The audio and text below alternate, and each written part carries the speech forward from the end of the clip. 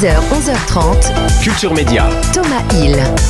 Merci beaucoup d'être avec nous pour la suite de Culture Média. Joe Hume nous a rejoint dans ce studio. Salut Joe. Salut Thomas, salut Anissa. Vas-y Salut Joe, vas-y fonce. Eh oui, Ouais, bien bon, sûr. d'accord. Une petite chanson à faire là-dessus. On va y travailler. En tout cas, on est très très heureux ce matin de recevoir une icône, une chanteuse et actrice que le monde a découvert à 14 ans et la France même bien avant. On va en parler dans un instant.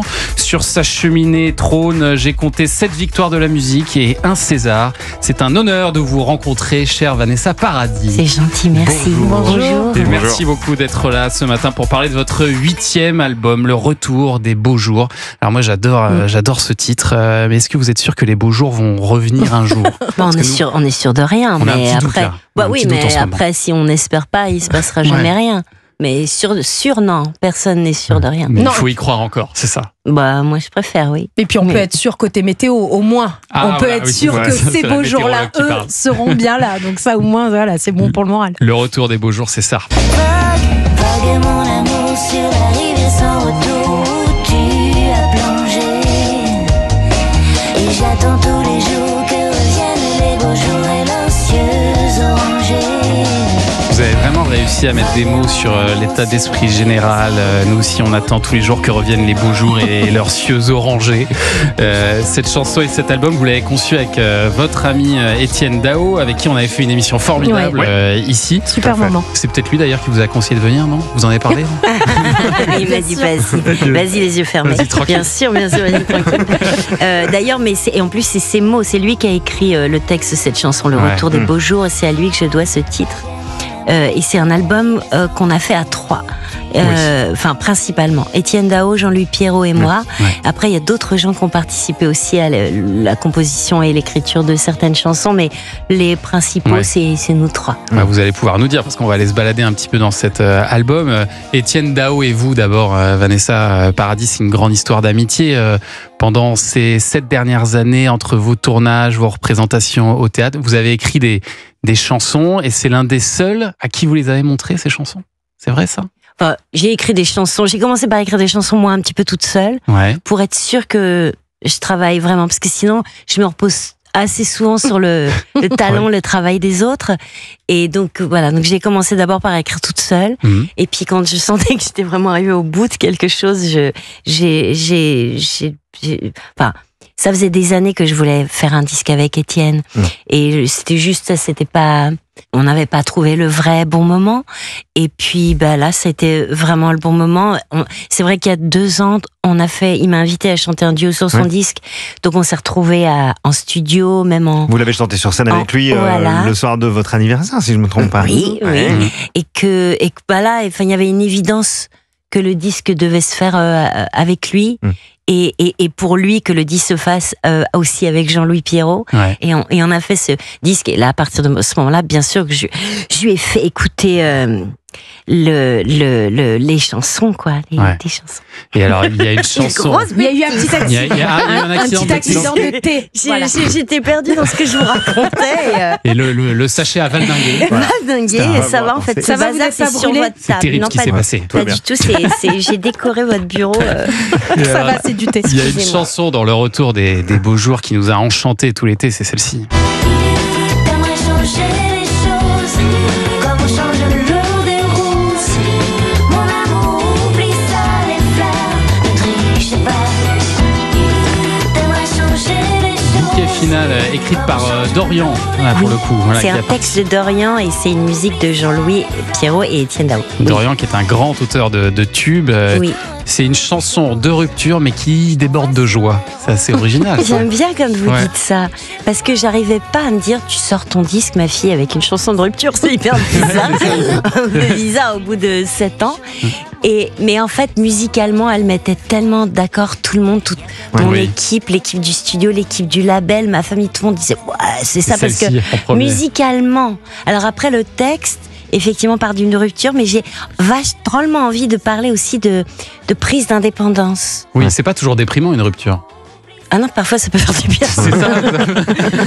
Et effectivement, c'est peut-être le moment où on prend son indépendance aussi. Oui. Oui, parfois c'est bien, parfois Ouais, c'est mieux. faire du bien. Mais parfois c'est triste aussi. En tout cas, quand je trouve que c'est la chanson de quelqu'un qui prend sa vie en main. Ouais, c'est ça. Et alors cet album, il est traversé comme cette chanson par votre amour pour la soul des années 60 et 70, Vanessa Paradis, qu'on entend clairement par exemple dans Les épines du cœur. Toi c'est lui qui met mon cœur au galop, s'enfout au-dessus des flots. Et lorsque ta peau glisse sous Mais on adore. Mais alors cet album, on est là. Moi, vous ne le savez peut-être pas, Vanessa Paradis, mais j'ai un radar à tube qui est très développé. Et alors celle-là, Les épines du cœur, moi je la sens bien. Je ne sais pas si vous en ferez un single, si vous l'avez déjà prévu ou pas, si vous avez ça en tête. C'est très Mais elle est possible. chouette, cette chanson. C'est possible. Si vous cherchez un manager, il est aussi disponible. Exactement, bien sûr, je Vous prends un passez petit, le un message, petit On a un très 10%. très bon. Alors ça va aller. Mais je me dis que vous allez vous régaler en concert là-dessus, sur cette chanson par exemple.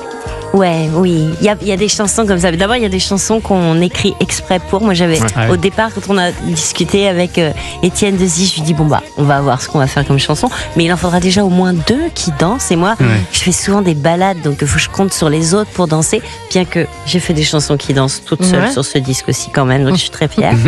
Mais oui, et qu'après, quand on est en studio et qu'on voit que les chansons prennent et tout de suite on se projette sur scène en se disant ça risque d'être hyper bien en concert avec le public. Et vous parlez de studio justement, vous êtes, pour la première fois de votre carrière, je crois que vous êtes allé enregistrer dans un studio mythique à Abbey Road. Exactement, oui.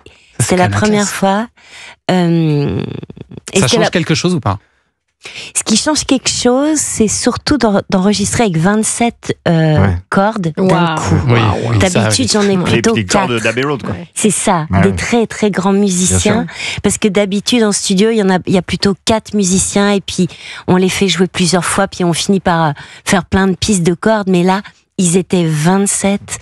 Ils ont joué ces arrangements sur lesquels on travaillait depuis des mois et qu'on écoutait en fausse corde depuis des mois, et là de les entendre eux jouer, enfin c'était magique. Et encore plus dans cet endroit, dans cette pièce, ce studio 2 d'Abbey Road, dans lequel les Beatles et George Martin ont fait tant de tubes. 2-3 broutilles, quoi. C'est ça. deux, trois trucs Est-ce qu'on que n'a pas oubliés. vous leur avez dit aux 27 cordes, ça c'est bien, ça c'est très bien, ça c'est très bien. Est-ce que vous pouviez vous permettre de leur faire des commentaires? C'est vrai qu'on a les mêmes références. Bien sûr que j'ai fait la blague. Ils n'ont pas compris, ils sont anglais, ils ne connaissent pas Louis de Funès. Mais c'est entre nous. C'était pas mauvais, c'était très mauvais. Ouais. Ça serait génial qu'un musicien anglais dise oh yes, Louis de Funès, j'adore. I love it, yeah. Bon, on va continuer à feuilleter ce bel album, et il y a aussi une chanson sur un air léger. Alors là, c'est un peu digne d'une comédie musicale, ce que vous avez fait, Vanessa Paradis. Ça s'appelle Rendez-vous. quand tout devient flou. Elles sont là les cordes. Autour de nous, est-ce au premier instant que tout se joue? Pas besoin de ça. Je crois que c'est un de vos vieux rêves, ça, de jouer dans une comédie musicale, Vanessa Paradis, c'est vrai? Ouais. Peut-être je le ferai pas, je sais pas, on verra. Non mais parce que je les aime tellement, et surtout celle de la MGM, et le Technicolor ça existe plus, Gene Kelly, il est parti. Il y a une petite référence à Chantons sous la pluie là dans cette chanson. Mais bien sûr, c'est mon film préféré. Ça, ah oui, d'accord. Et Étienne le sait bien. Et vous voulez pas en écrire une vous-même? Vous sentiriez C'était ça capable? la bonne idée, c'était ça, C'est vraiment. Mais je l'ai pas fait. Mais en fait, au lieu d'attendre qu'on me l'écrive, j'aurais dû le faire. Maintenant, je sais pas si je suis encore assez souple, quoi, en fait. C'est ça. Ah, il y a le problème de souplesse. Ah oui, il faut bosser la souplesse. Mais ça, pas de problème. J'adorerais dévouer 2-3 années de ma vie à la préparation de ça quotidienne. J'adorerais ça. Il y a quelque chose à faire. Et alors moi, j'ai appris aussi un nouveau mot grâce à vous sur cet album. C'est le mot élégie.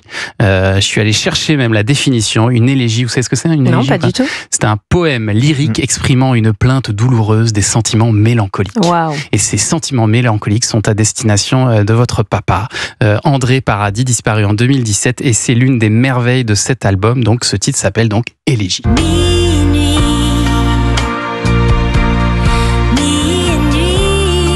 C'est une chanson, on entend là? Oui. C'est une chanson écrite et composée par Étienne Dao. Bien que j'ai cherché à l'écrire, mais je savais vraiment d'être à la hauteur du personnage. Et Étienne a transcendé l'idée de ce texte et tout ce que je lui ai raconté. Et puis bon, la musique, j'y suis vraiment pour rien. C'est une grande beauté, cette chanson, vraiment. Vous aviez essayé de l'écrire vous-même? Oui, bien sûr, quand c'est un Et sujet aussi Vous personnel. trouviez pas les mots? J'ai trouvé des mots moyens. Et il était hors de question que ce soit moyen. Que mon chant, que mon élégie lui parviennent au paradis, à lui, le tout premier homme de ma vie. C'est vrai qu'elles sont très belles, ces paroles. J'imagine que là, pour le coup, ça fera partie des chansons un peu plus dures à chanter sur scène. Mais je sais pas encore si je la chanterai. Ouais. Non. Et puis alors, musicalement, j'ai l'impression que vous avez pris plus de liberté encore sur cet album, Vanessa Paradis, avec des tempos un peu hip-hop, jazzy. Il y a des sons qui ont été enregistrés au studio Motorbass, si Voilà, je me vous trompe l'avez pas. noté, forcément. Ouais, bien sûr que Peut-être oui. notamment sur le titre Trésor, écoutez ça.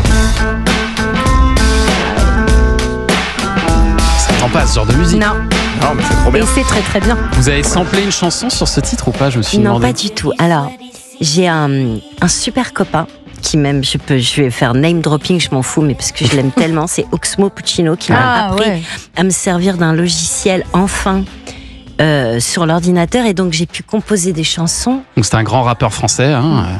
Bah oui, On peut dire ça. vous connaissez bien tous Oui, Oxmo mais tout le Puccino. monde- Non, tout le monde au le cas connaît où pas les forcément. auditeurs Bah, c'est nous écoutent, au cas où. n'est pas la un de référence. nos meilleurs Tu sais rappeurs qu'il y a d'autres personnes qui nous français. écoutent là. Hein.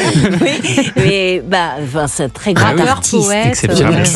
Exactement. Et donc, il vous a appris à À me servir servir de ça. d'un logiciel où je pouvais arrêter de composer mes chansons juste guitare-voix, mais Ouais. de pouvoir poser des batteries, enfin des des boucles de boucles, rythme. et puis d'autres choses en fait, parce que du coup c'est comme un petit mini studio, donc même le piano qui est sur cette chanson, j'enregistrais chez moi avec mon ordi, je faisais le piano, je faisais l'ordi en même temps, mais c'est parce qu'il a eu énormément de patience pour m'apprendre ça, parce que je suis tellement pas technique, et en fait ça me prend toute ma créativité, la technique, Ouais. parce que ça me stresse. Et donc là, Et vous avez après- réussi à dépasser ça. Et parce que lui, il a eu beaucoup Génial. de patience, et donc du coup, c'est ça qui a fait que j'ai fait de la musique un peu autrement, et c'était vraiment super. C'est la Vanessa geek qu'on découvre. J'irai pas jusque là, mais Do it yourself un peu. Do it yourself, c'est ça. Le retour des beaux jours, c'est votre nouvel album Vanessa Paradis, qui est absolument magnifique, vraiment, on vous le recommande. Et vous serez en tournée en plus avec cet album à partir du 26 mars 2026. Vous serez notamment au Zénith de Paris, les 21 et 22 mai.